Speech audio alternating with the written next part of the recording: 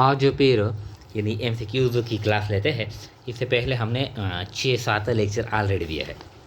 तो देखिए 17 किया कहता है इक्विवेलेंट फ्रैक्शन ऑफ 1/3 इज, ये जो इक्विवेलेंट फ्रैक्शन है यानी जो 1/3 के बराबर है, ये क्या है, ये 3/12 है, 5/10 है, 4/12 है या 2/8 है। इक्विवेलेंट का मतलब ये है कि जो दो हिस्से से यानी हम आपस में तकसीम करते हैं और ये जो रेशो आता है वो सेम आता है, तो इसको कहते हैं इक्विवेलेंट फ्रैक्शन। इसका मतलब ये है कि ये 1/, यानी 1/2 है। ये हम इस तरह भी लिख सकते हैं कि 5/10, क्योंकि 5 और 10 को जब हम इस तरह सिंप्लीफाई करते हैं तो ये इससे 1/2 आता है। ये हम इस तरह भी लिख सकते हैं कि 4/8, क्योंकि 4 एकम 4 और 4 दूना 8, फिर ये 1/2 आता है। इसको इस तरह भी लिख सकते हैं कि ये 3/6, 3 एकम 3 और 3 दूना 6, इस तरह हम लिख सकते हैं। ये कहता है कि equivalent fraction of 1/3 is equal to, ये बराबर है, यानी ऊपर का हिस्सा 1 होगा, नीचे का हिस्सा यानी 3 होगा।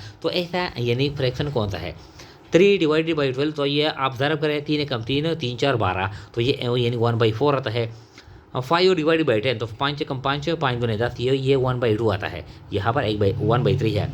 4 एकम 4, 4 3 12, तो ये जो 4/12 है, तो 4 एकम 4 और 4 3 12, तो ये है 1/3 और 1/3, तो 4/12 ये क्या है, ये इक्विवेलेंट फ्रैक्शन है ऑफ 1/3। फिर कहता है 18 convert 4 hours and 50 minutes into seconds. ये इंतहाई आसान सा यानी सवाल है, एमसीक्यू है। सिर्फ यानी इसमें एक यानी सोच, यानी जब हम सोच करते हैं कि हम करेंगे क्या, तो फिर हम ये सवाल यानी हल कर सकते हैं। तो देखिए ये कहते हैं कि 4 घंटे और 50 मिनट, इसको सेकंड में आप कन्वर्ट करना है। तो पहले हम मिनट बनेंगे और फिर इसके बाद मिनट से हम सेकेंड्स बनाएंगे। तो देखिए ये कहते हैं कि हमारे पास 4 घंटे है और 50 मिनट है। इसे हमने बनाने हैं यानी सेकेंड्स, इसे हमने बनाने हैं सेकेंड्स। तो पहले आप ये बताएं कि 1 घंटे में कितने मिनट होते हैं। 1 घंटे में होते हैं 60 मिनट। तो 4 घंटे में जो हमारे पास जो टोटल मिनट आते हैं, तो 0 और 4 6 24, 240 मिनट 4 घंटे से आ गए और 50 मिनट हमारे पास ऑलरेडी है। तो टोटल हमारे पास जो मिनट आ गए 290 मिनट्स हमारे पास आ गए। अब यानी 1 मिनट में कितने सेकंड होते हैं, यानी 60 सेकंड होते हैं। अब इसको हम यानी 60 में ज़रब देंगे, 290 को हम 60 में ज़रब देंगे। तो जब हम ज़रब देते हैं, देखें कितना आता है, 290 मल्टीप्लाई बाई 60, ये आता है 17,400 सेकेंड्स।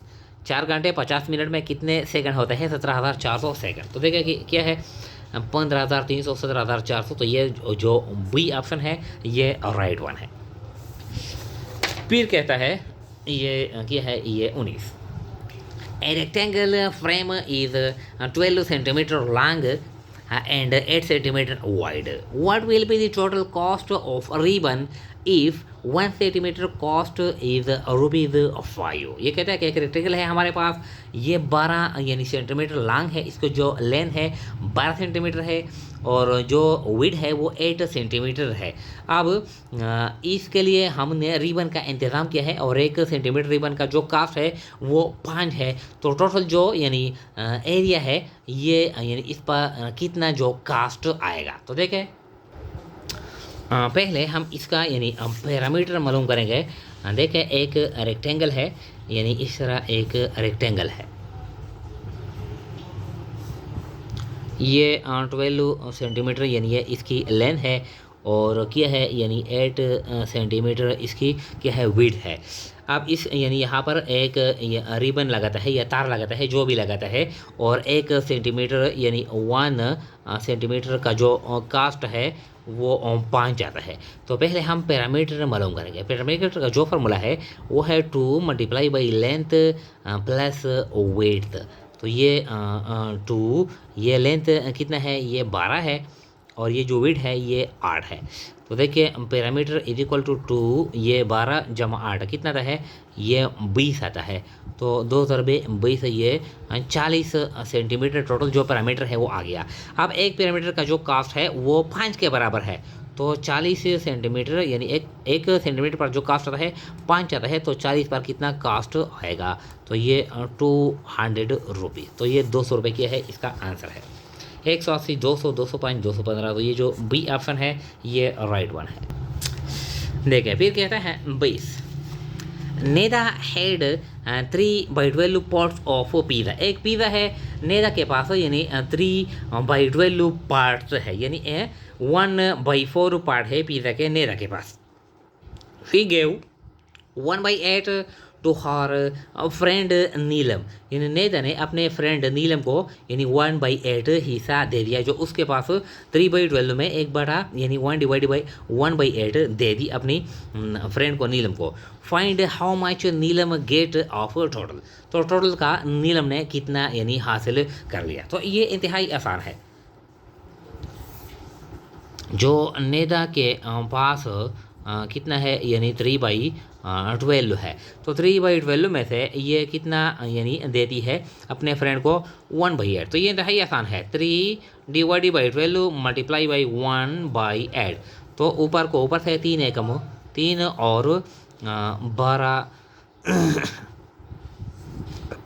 अच्छा, इसको मुख्तसर करेंगे तो फिर हम यानी पहले से मुख्तसर करेंगे। 3 एकम 3 और 3 4 12, तो ये 3 नहीं है, ये 1 ज़रब 1 और 4 7 4 8 32। तो 1 डिवाइड बाई 32, यानी टोटल जो पिज़्ज़ा है यानी नीलम ने जो हासिल कर ली 1/32 पार्ट नीलम ने हासिल कर ली टोटल पिज़्ज़ा का। तो 1/16, 1/8, 1/32। तो ये जो सी ऑप्शन है ये राइट वन है। फिर कहता है 21 के when a coin is tossed 16 times the probability of coin head is, जब एक काइन हम 16 टाइम्स यानी टॉस करते हैं, फेंकते हैं, तो जो प्रोबेबिलिटी है हेड का, यानी काइन के 2 यानी साइड होते हैं, यानी एक है हेड और एक है टेल। तो यानी इसके 2 साइड होते हैं। जब हम फेंकते हैं तो या तो हेड होगा या टेल होगा। क्या मतलब है, प्रोबेबिलिटी यानी 2 साइड होते हैं, या हेड होगा या टेल होगा। तो प्रोबेबिलिटी 1/2 होता है। 1/2 2 साइड होते हैं, प्रोबेबिलिटी क्या है 1/2 ये और 1/2 ये। तो क्या कहता है, The probability of kind head is 1/2, 1/3, 2/3, 3/4। चूँकि इसके साइड 2 होते हैं, तो यानी इसका चांस भी होता है और इसका चांस भी होता है। चाहे हम 16 मरतबा फेंकते हैं, हम 20 मरतबा फेंकते हैं, हम 50 मरतबा, हम 100 मरतबा फेंकते हैं, जो चांस है इसके साइड पे डिपेंड करता है। 1/2 और 1/2 दोनों का चांस होता है, चाहे हेड का हो चाहे टेल का हो। तो जो चांस होता है वो क्या है, ए ऑप्शन है 1/2। फिर कहता है 22, the age of Hasan added to the thrice of age of Neda becomes 30 years। If Neda age is 1/3 of Hasan age, find the present age of Hasan. तो इससे इक्वेशन बनाते हैं। देखें, ये कहता है कि हमारे पास यानी कि है हसन है, तो हसन हम फर्स्ट करते हैं कि ये एक्स है, हसन का जो एज है, और नेदा का जो एज है ये वाई है। तो ये कहता है कि हसन यानी age of Hasan added to the thrice, जब नेदा की जो एज है ये हम 3 टाइम करते हैं, और हसन का जो एज है ये हम 1 टाइम करते हैं, तो जब दोनों को जमा करते हैं तो कितने साल बनते हैं, 30 years बनते हैं।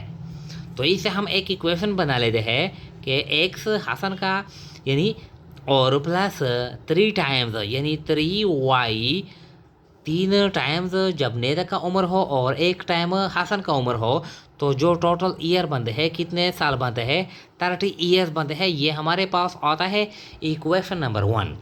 फिर कहता है कि इफ़ नेदा एज इज़ 1/6 ऑफ हसन, अगर नेदा का जो एज है ये हसन का 1/6 है। क्या मतलब है कि y is equal to 1/6x, यानी x क्या मतलब है, एज ऑफ हसन है।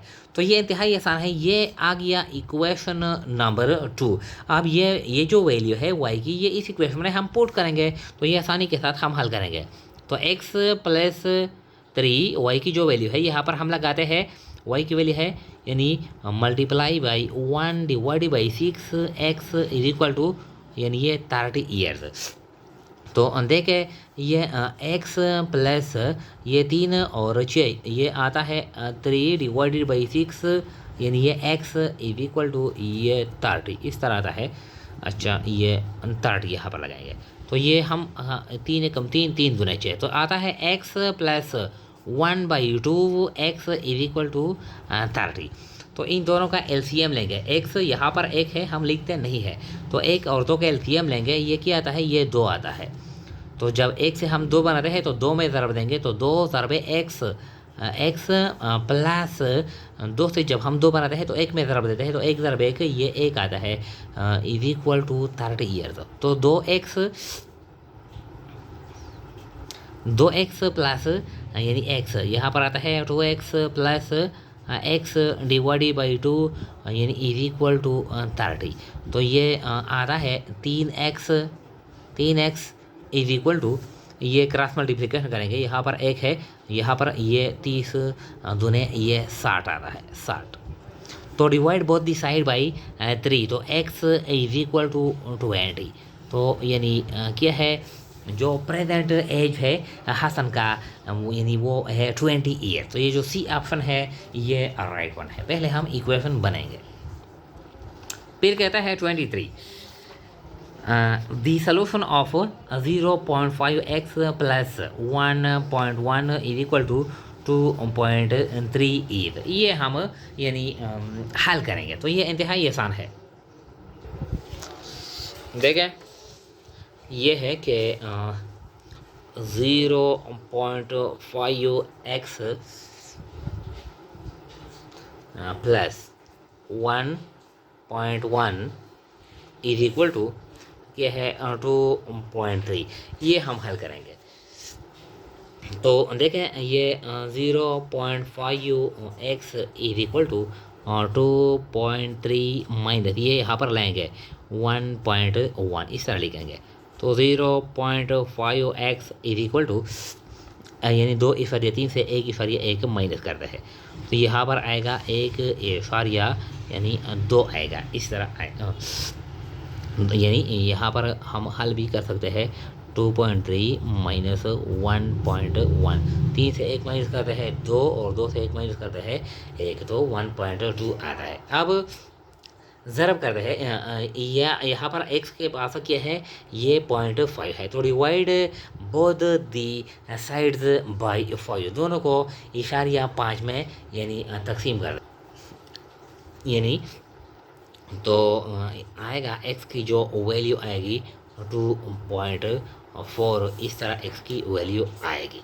तो देखें 2.4, 2.5, 2.6, 2.8, तो ये जो ए ऑप्शन है ये राइट वन है।